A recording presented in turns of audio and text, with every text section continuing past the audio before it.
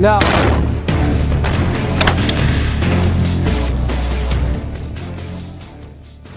Gaza पट्टी में अब इजराइल की आक्रामकता के खिलाफ अलग अलग देशों के लोग एकजुट होने लगे हैं।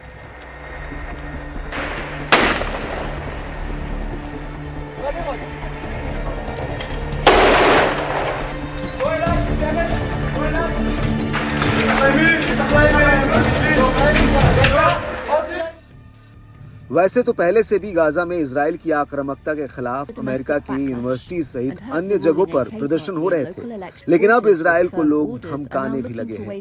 ताजा मामला तुर्की के राष्ट्रपति रेसेप ताय्यप एर्दोगन का है। उन्होंने चेतावनी दी कि अगर गाजा पट्टी में इजराइल ने आक्रामकता नहीं रोकी तो दुनिया को नए संघर्षों का सामना करना पड़ सकता है। एक भाषण में एर्दोगन ने कहा कि पश्चिमी देश इजरायली प्रधानमंत्री बेंजामिन नेतन्याहू का समर्थन कर रहे हैं। ऐसे में फिलिस्तीन में नरसंहार को रोकना असंभव है। उन्होंने कहा कि यदि गाजा में ज़योनी का विस्तार इसी तरह जारी रहा तो हमारी दुनिया में नए संघर्ष होंगे। एर्दोगन ने नॉर्वे, स्पेन और आयरलैंड की उन बातों को भी स्वीकार किया जिन्होंने 28 मई को फिलिस्तीन को एक राज्य के रूप में मान्यता देने के अपने इरादे की घोषणा की और गाजा पट्टी में किए गए अपराधों के लिए नेतन्याहू को जिम्मेदार ठहराने की जरूरत को दोहराया। इस बीच एर्दोगन ने लामबंदी और युद्ध की स्थिति की घोषणा करने का अधिकार अपने पास ले लिया है।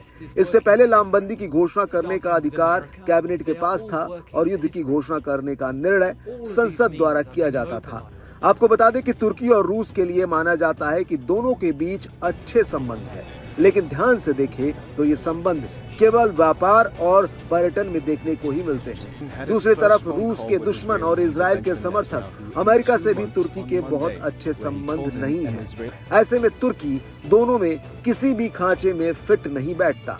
हालांकि तुर्की ने अब जो स्टैंड लिया उससे साफ हो गया है कि वो अमेरिका और इजराइल के खिलाफ है और कहीं न कहीं वो गाजा हमास के साथ ही उनके समर्थकों के साथ है और उनकी ही भाषा बोल रहा है।